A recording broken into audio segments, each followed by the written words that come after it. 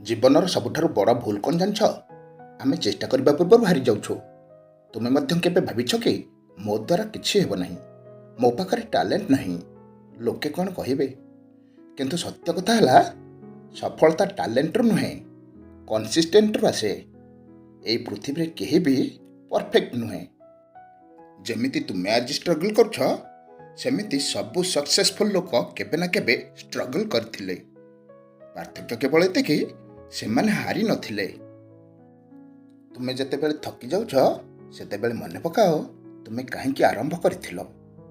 ସମୟ ବଦଳିଯିବ, ସ୍ଥିତି ବଦଳିଯିବ, କିନ୍ତୁ ଯଦି ତୁମେ ହାରିଯିବ, ତାହେଲେ ସବୁକିଛି ସେଇଠି ସେମିତି ରହିଯିବ।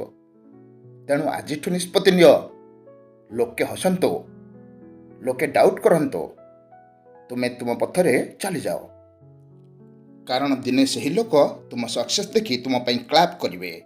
Don't stop, don't wait. ତୁମେ ଜିତିବ, ଏହା ନିଶ୍ଚିତ।